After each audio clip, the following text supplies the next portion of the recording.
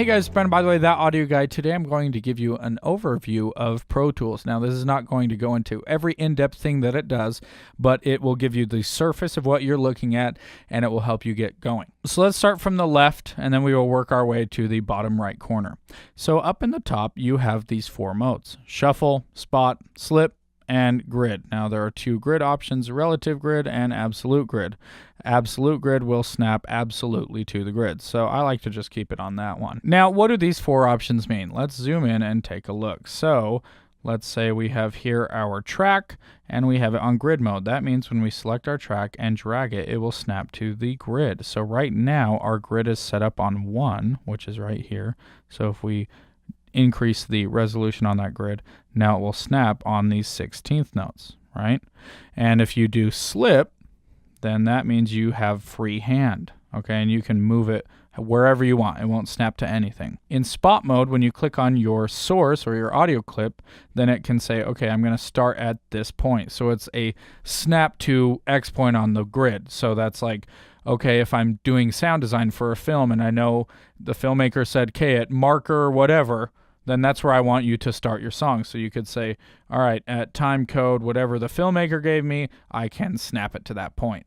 And then that's really useful that way. So then the shuffle mode is a really cool feature in Pro Tools. So when we have that highlighted, then basically what that's saying is, all right, what if we have a verse that we want to double? So let's select our verse and we hit Command D because that duplicates, and that will then shuffle everything to the side. So rather than going in and saying, okay, I'm going to grab this section, move it, and then duplicate my part and create room for it, it automatically creates that room and shifts everything for you. Insanely neat feature. And then what's awesome is if you're in grid mode and you hold down Command or Control on your keyboard and you slide your piece of audio around, then it will slip rather than snap to the grid. So that's really convenient if you are in grid mode, which you're most likely in grid mode, and you're like, okay, this guy isn't necessarily on the grid, and you try and move it, it's not going to snap properly. So you just hold Command and move that guy over so it lines up on the grid. The next area that I want to look at is the zooming area. Okay, so this, when you go like that, zooms out, and when you go like this, zooms in.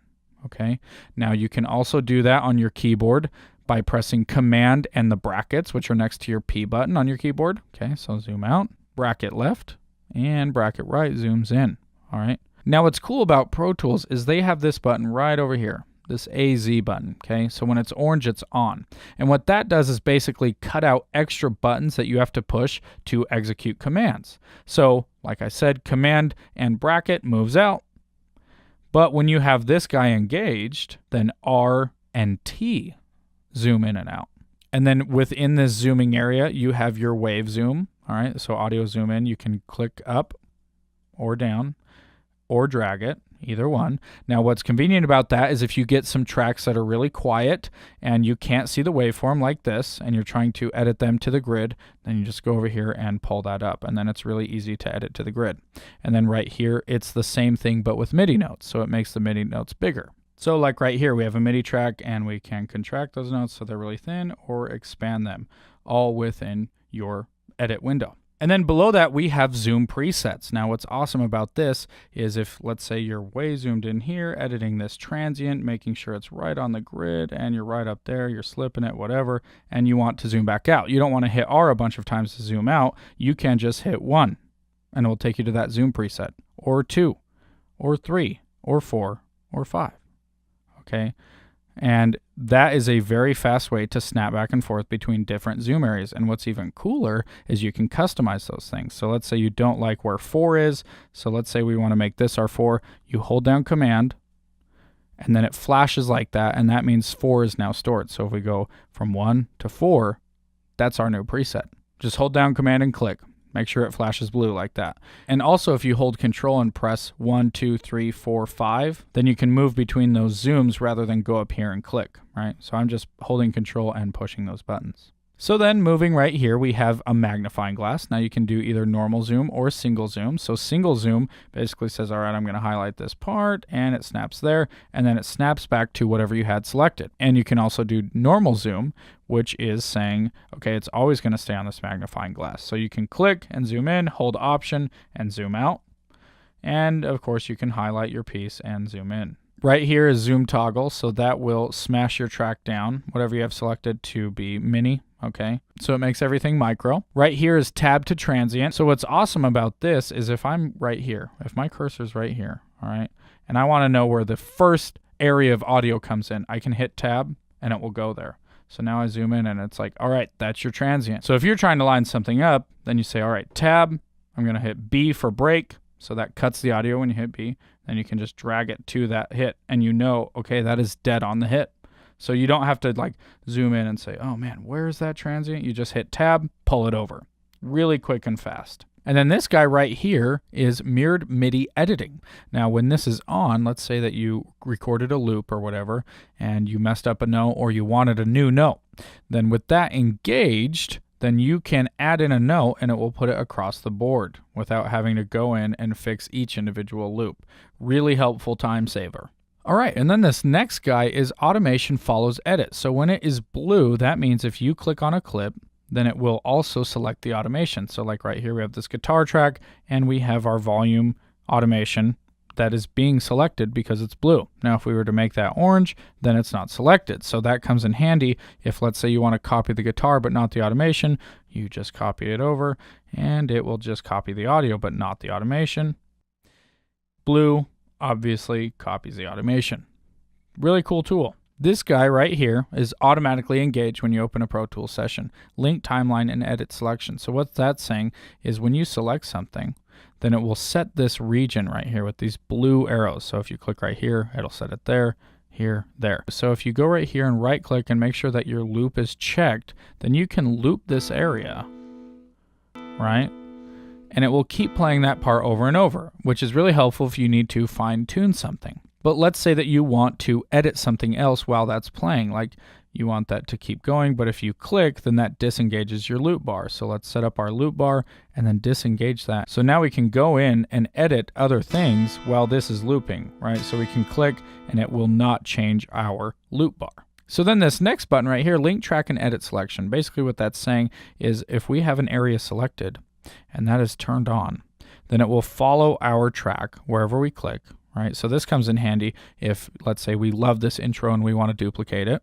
Then we can just head down to the bottom, holding shift, click. Now it will select all those parts. Okay, now this is when I'd want to be in shuffle mode, and you can duplicate, and now it will shuffle everything to the right and duplicate your intro. Obviously, we would want to hone in and make sure that was a little more refined there, but you get the idea. And then this guy right here follows your playhead. So if I'm playing something, let's say I'm playing this guitar, off, it will keep resetting to that guitar whenever I hit stop. But on, it will move continuously through your song.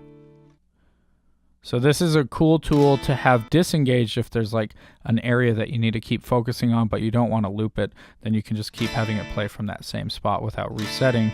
But it's also good to have engaged if you want to just move through your song and make edits. So right here is what we are mostly going to be looking at with Pro Tools. So this is the Smart tool when you have all selected, or these are individual tools. So this is a trim tool. You can do your select tool, which is this eye cursor, all right? And basically that says, all right, that's where I move my cursor, that's where I move my playhead. When I click on things, that's where it goes. And that's good if you want to chop things with B or whatever it may be. And then of course the hand is what grabs the actual stuff. All right, so you're thinking, man, what a pain to click between those three. Actually, if you click on this top bar, it lets you do all three. So if you are up at the top, it does the eye. If you move on the bottom half, it has the hand. And then if you go to the sides, then it has your trim. All right, and then that way you don't have to go and click and change every single time. And then right here, you have audition. So when you click on that, then you can audition something. Okay, just scroll your mouse. If you're trying to find a piece of audio that you like or don't like, then you can use that. Right here is the pencil or draw tool. So you can do freehand, line, triangle, square, random, parabolic, or S-curve. Now this is really helpful when you are trying to write automation. So we have our pencil tool selected. Let's head right here and let's do volume. And let's say we want to create a cool triangle. So if we just drag this guy out, then it's going to create a triangle the further down or up we pull. All right. And the more in the middle we are, the flatter the line goes.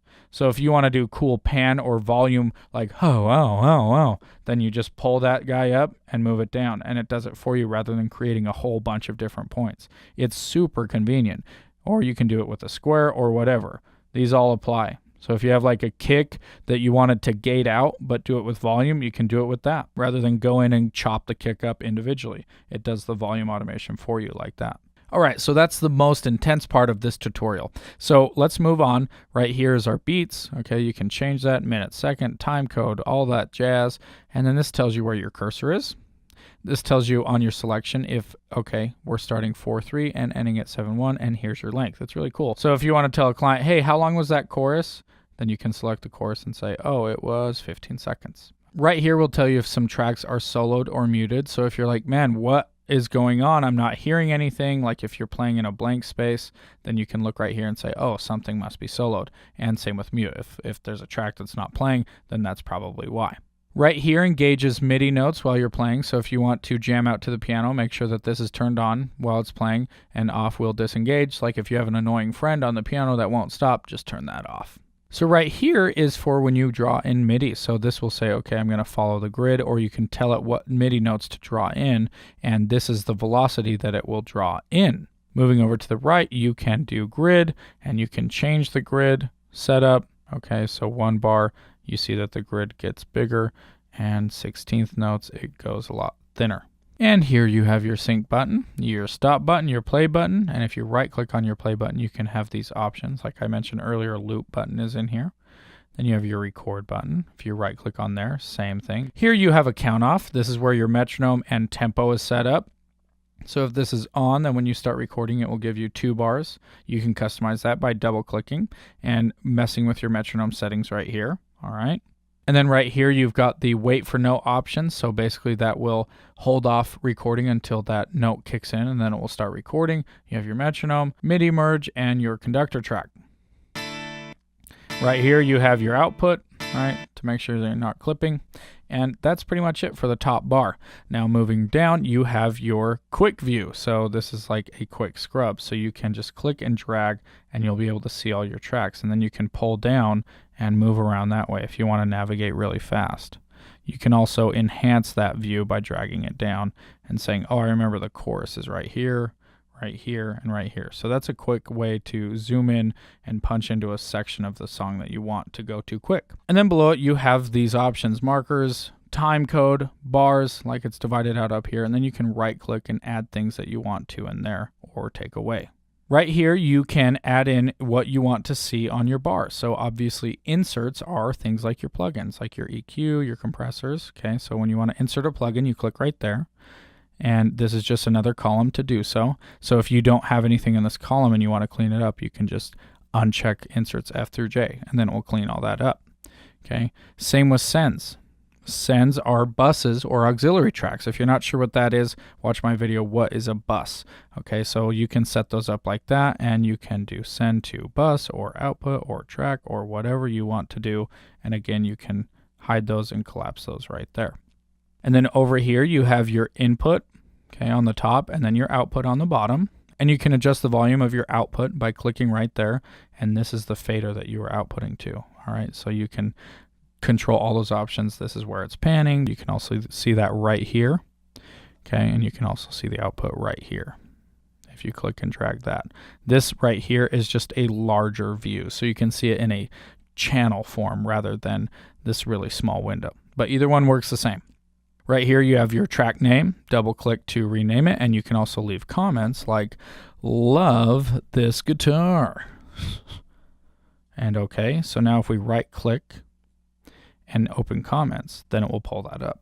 So that's really cool to track if you record it with a certain microphone or you want the engineer to do something specific with that, then you can add in comments. Right here is your playlist option. All right, I'm not going to go into that in this video, but basically you can create multiple playlists, which is different versions or takes of tracks, and you can do things like comping and, you know, figure out what take was the best by using that, all while maintaining it on the same track. So you're not having 50 zillion tracks, they're just all within different playlists. Right here, you can change the size of the track. Then you have your record arm. So you need to make sure when you're recording a track that is armed and flashing. Okay, so make sure your input is inputted correctly. So right now we have a mic running into input 1, and when we arm that, then we're getting signal. So if you're not getting signal, that's what you need to make sure you do. Set up your input depending on if it's a bus or your audio interface. So mine is running through my audio interface, and then I'm arming it, and that's how I'm getting that signal. Then of course you have your solo mute buttons. You have your view what's on the track.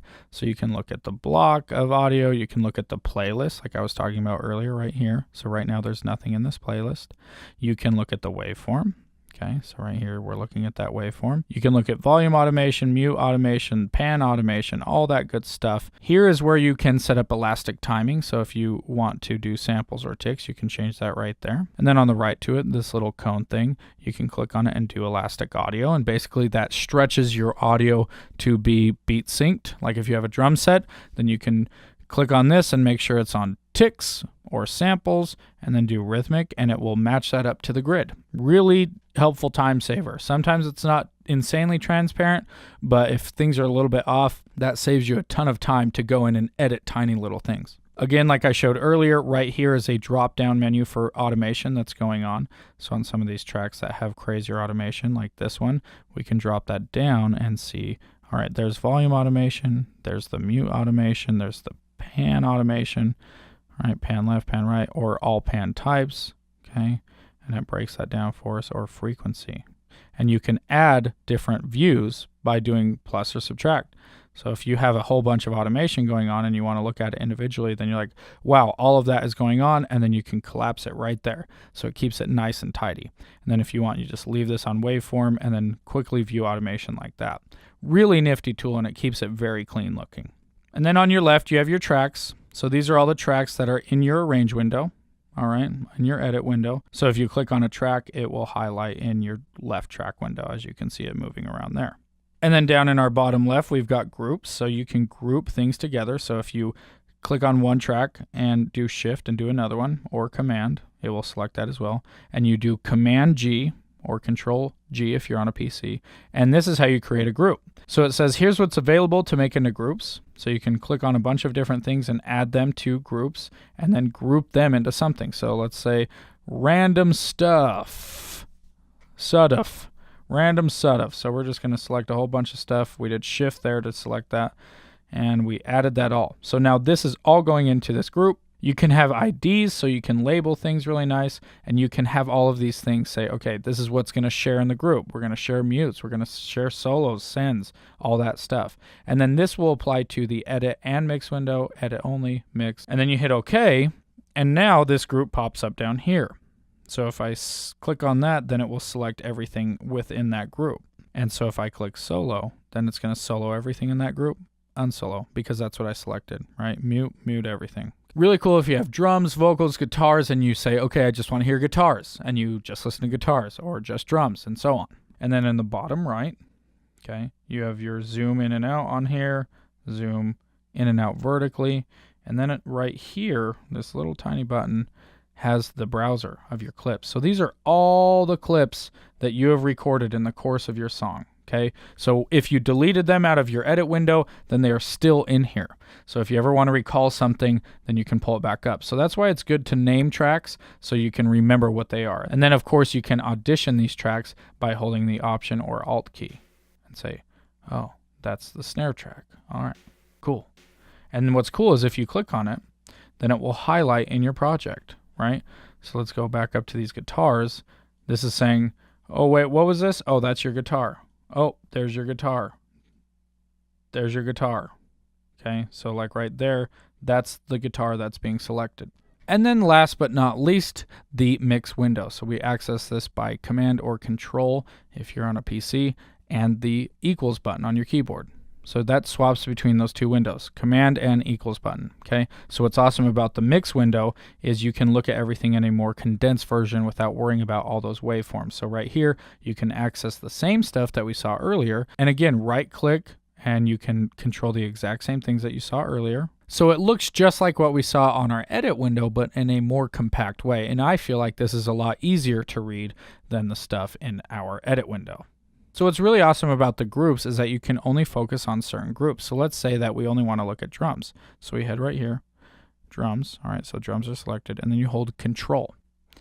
And now it just shows us our drums, right? Everything that we put in the drum group. So obviously that depends on how you set up your groups, but that will then apply to our edit window as well. So now on our edit window and our mix window, that's the only thing we're focusing on, even though the rest of the track still plays. Okay, it's a really cool organizing feature if you just want to clear your mind of everything else and look at one piece of the puzzle. All right, and then when you are tracking things, if you notice that the latency is kicking in, then you head right here to options and do low latency monitoring. So that will kick in the low latency, so it will decrease some maybe voicing or reverb you have going on in your project to boost the performance of your computer. You can also change the buffer size of your audio interface if you head to setup, playback engine, and then change it right there. So the less samples, the lower the latency, and the more samples, the higher the latency, but the better your computer performs. And then of course, to get your song out of Pro Tools, you go to File, Bounce to, Disk, and then you can bounce your track right here. All right, remember this was just a very quick overview of Pro Tools. It can do so much more. This is just scratching the surface, getting you ready to record your music and get it to the best sound it can possibly be. Remember to subscribe to the YouTube channel and sign up for the email list, and also head over to the website itsthatAudioguide.com, and I will see you guys soon.